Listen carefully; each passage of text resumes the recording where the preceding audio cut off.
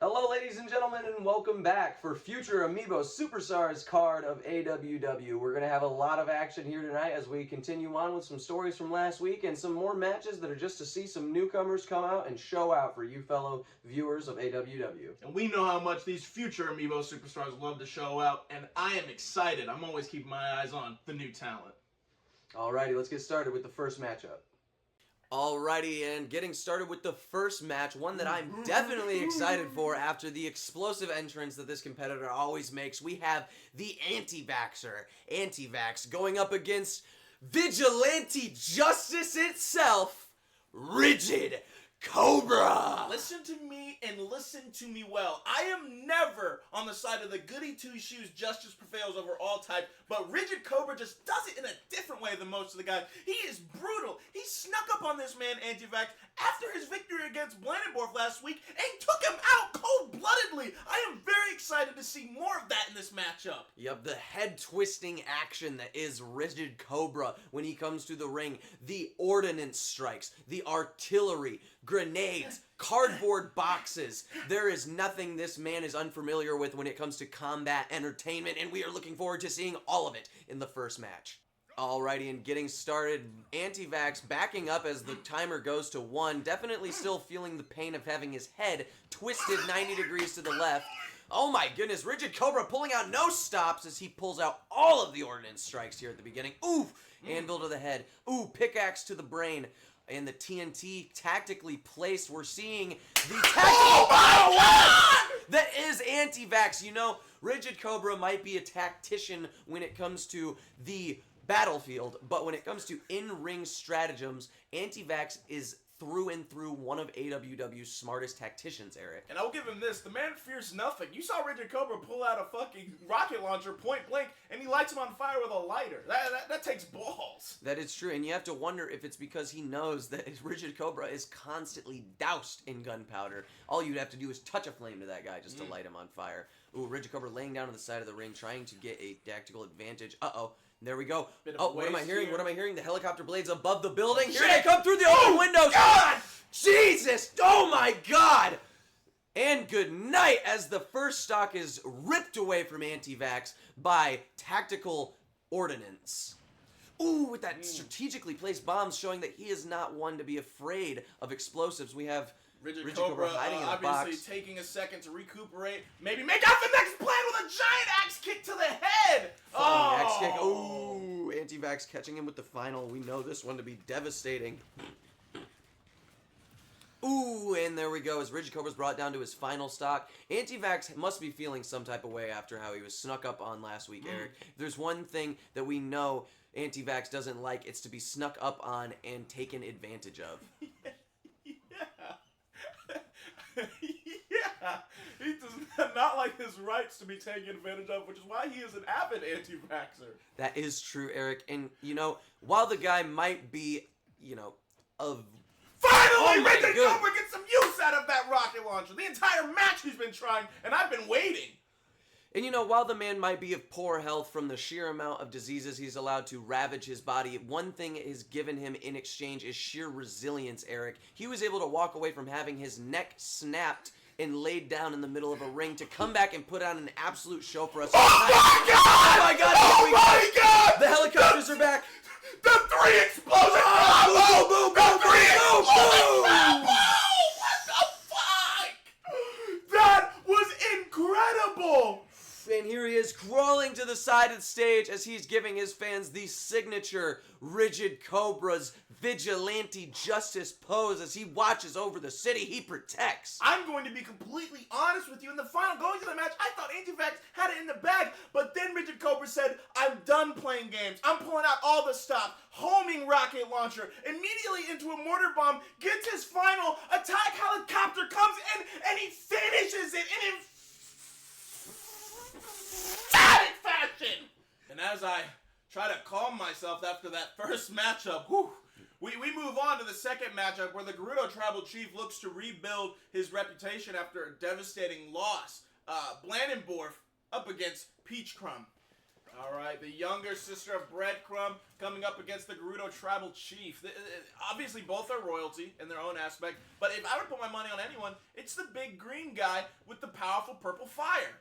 You know, and that might be what a moment's glance at this match leaves you thinking. You know, he has the size advantage. He has the weapon size advantage. He has the experience size advantage when it comes to this matchup. But what Peach Crumb has is she has the loyalty to combat, all right? She is in the ring constantly, fighting her way up and constantly honing her skills with the blade. Now, the Gerudo Tribal Chief has shown out many times in the past, but you have to... Oh, just like Oh my that! God! I was going to say you have to wonder if that's led to some complacency as his fighting style, okay? The guy is stuck in his ways. He's always had the advantage of just dominating the rings he stepped into, and you have to wonder if the complacency that brings is left him a little bit too comfortable as he doesn't take his opponent seriously. Good Lord, he breaks the shield! I could not disagree more! Oh my God, but... An amazing 60% big ooh-ah blend proving why everything you just said is the dumbest shit he's ever heard, Dice. Now, you know what I said is what I said, Eric, but it still could prove to be true. He could be confident in his abilities for a reason. Ooh! Good Lord! Oh my God, as I seem to have angered the Gerudo Tribal Chief, and he goes to turn around and show me that there is a reason why he's set in his ways. There is a reason why he doesn't take his opponent seriously, and that is because he is the Chief. You do not fix what is not broken, Dice, and that is exactly what he just proved with that performance. Absolutely incredible. A well-oiled machine that does not need maintenance. What a card thus far. We are only 2 matches in, halfway through this show, and already both matches have had absolutely incredible performances. And you know what? We're going to see another one here because Isaiah Caliber, whoo, if you thought Blandon was bad, this guy is an actual maniac. And, you know, not to be too, you know, poor perspective, but he's up against TL, one of the most, how do you say? Tactical fighters we have here on this roster, but at the end of the day, he's going up against an absolute demon of AWW wrestling. And he's coming off of a loss. He just lost in the pursuit of the 3DS Championship. I don't like his odds whatsoever. I actually hate his odds. And, you know, I would agree with you, but losing an opportunity like that has a way of lighting a fire underneath someone's, you know, pursuit of victory. So we might be seeing a show out here today as he blows off some steam on Isaiah Caliber. No pause, no diddy. You could be right. Look at that big motherfucker. Who the fuck is who is that? What's going on in the background? All right. What is this? Isaiah Caliber seems to have brought some trainees here today to oversee the combat happening between the two of them, and we have some eccentric fellows. I'm just really focusing on this guy with the fucking sword fingers. He's doing a little dancey dance. I'm sorry, TL with an amazing lead thus far. Definitely. Caliber. Whew. Absolutely incredible lead in the early goings of this matchup. Isaiah seeming to struggle with his quicker opponent here. Yes. Ooh, TL securing a stock advantage as he takes Isaiah's first stock. Definitely something that Isaiah's not used to, taking on larger and larger fighters because he is a powerful combatant. He's not used to being put up against somebody who is so small and fast compared to him. I will say, though, every time Isaiah Caliber swings that sword overhead, I get scared because I know the axe swing that comes next usually leads to death. He just has to land it. Definitely, and you can see the power advantage he holds too. Every single hit dealing almost 20% damage to TL. Yeah. So TL's definitely going to need to focus on defense and evasiveness. He just bounced him off that platform straight into heaven. Isaiah trying to secure that smash ball after whiffing his last final, and he does get it. And up on the top plat, this could be big damage. TL's definitely going to need to try his best to recover after this one. If it's not an immediate out, he's going to need to recover quickly, get back to the center of the ring, and capitalize on the advantage he has been given by worming his way out of that final ability, Eric. Yeah, able to survive that, which is really impressive because anytime there's a top plat in play and Isaiah hits that final, it usually spells death. We know TL has a very powerful final as well. If he hits this, it will take the stock. Definitely, with a 58% damage to Isaiah's second stock. That is going to be it, taking him down to his last one of the most powerful finals here at AWW. Yeah, absolutely. TL has that advantage in his pocket at any given moment, Eric. But he is at an 80% deficit right now. Isaiah, one good swing and Isaiah's putting him in the fucking dirt. Let's just be honest. Well, there was that one good swing, and TL seems to have been able to sustain it, Eric. I guess it wasn't a better swing than that one. Maybe Isaiah's playing with him a little bit. We know. Oh, well, there was what I would say was a pretty good swing as well, but TL just seems to be proving us wrong time and time again, showing his sheer resilience he has brought to this match. Oh my God! And there it is. The third one's the charm, Eric. Absolutely. That's exactly what I was going to say. Isaiah may be playing with his opponent a little bit. Maybe he doesn't take TL too seriously. I mean, he does have students here with him today, Eric. He might just be trying to show them every Good little bit of his moveset. Oh my God! And the return from TL as he was cast sky. Oh my God! Isaiah definitely feeling the disrespect on that rebound and returning with an even heavier hit, sending TL out of this match. That was incredible, but you know what? I will be a little bit fair here. TL performed very well within that match. Maybe he did want to win this match to prove that he has a fire lit underneath him. But Isaiah Caliber doesn't care about your goddamn feelings. He is a fact. And the fact of the matter is, if you're in the ring with Isaiah Caliber, you're as good as dead. In the main event of this episode of Future Amiibo Superstars, we have tag team championships on the line as the champions, Joseph Horny and Sheamus, No Pickles, take on the challengers, Young Beego and Keisha K on Top Records. Who, you know, I just heard released another EP, Squiddy Squiddy Bang Bang, which is, I might just go as far to say, a banger. Yeah, you know what?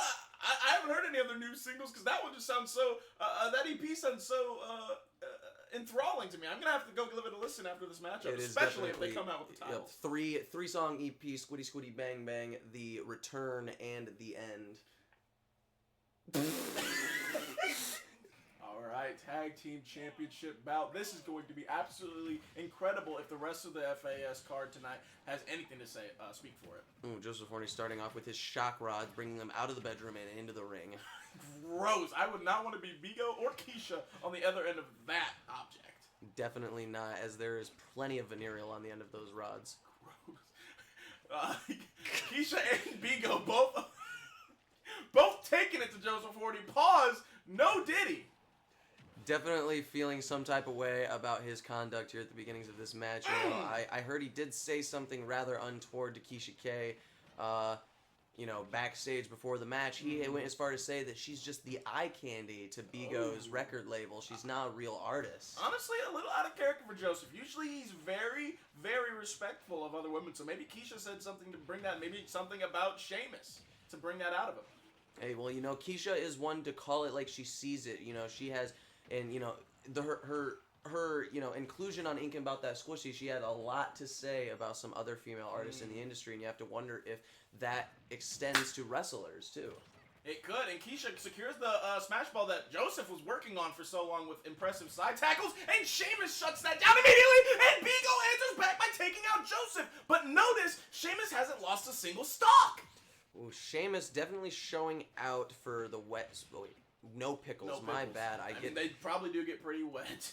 Yeah, my apologies. You know, just with the sheer amount of moisture between the two of these components, I get them confused with the wet spaghetti connection. Joseph and Sheamus able to survive, but Beego got the double up, but Joseph gets both competitors sucked up in the black hole. No pause, no Diddy. And both able to survive, and Beego still has that final on lock. He pops it in the wrong direction. Maybe Keisha could redirect someone into the blast. No, but it's okay, because now Keisha has her final. Alrighty, and things are looking... Champions! Sheamus finally loses stock. Joseph at 129. This is absolutely incredible. Joseph at 129%. You have to wonder if he loses this final stock, if he's going to detriment Sheamus by taking one of her stocks away from her, leaving Young Beego and Keisha K with 3 stocks now. Keisha K is down to her final. Young Beego at 104%. There it is. And you called it as you saw it. Now Sheamus is down a stock. Joseph is back in, but Beego has 2 stocks remaining. You have to wonder if it would have been smarter for Joseph to have just sat out the rest of this match and let Sheamus take care of business, because she was, up until this point, definitely showing out above all the other competitors in this match, retaining 3 stocks for the longest amount Jay of time. Joseph is already dead! Joseph already wasting the stock that Sheamus had been giving him. That's going to be pillow talk Sheamus for with later the final. tonight. She can catch them both. This could be the end of it. No! Keisha escapes! Beego's still alive. Beego out, but Keisha's still here. And the spike. Don't. Keisha and Sheamus coming down to seeing who's going to come out on top, and you have to wonder if what the words traded between them backstage is going to add to the end of this match, Eric. Who's going to come out on top? Who's going to be the I'm right, you're wrong of this situation? We have 2, as I would go as far to say, boss ass. Wow! New champions have been crowned! As On Top Records secures their place on top of FAS's tag team division. Woo! Keisha K has secured the victory for her and Young Beego here today, Eric. And I will tell you who will not be on top tonight, and that is Joseph Hardy, who absolutely fumbled this entire match. Definitely be sure to check out Just a Squiddle Bit, Inking About That Squissy, and their new EP, Squiddy Squiddy Bang Bang, as the new tag team champions of FAS go forward to defend their tag team championship in matches to come. And this was absolutely a women's match. I mean, look at that. 5 elims from Keisha and 4 from Sheamus. They were carrying the boys through this whole entire encounter. Definitely, as they were girl bossing their way to victory here tonight, Eric. We will be seeing you tomorrow for the golden portion of the AWW card. Thank you so much for joining us for this completely electric night of combat sports entertainment, folks.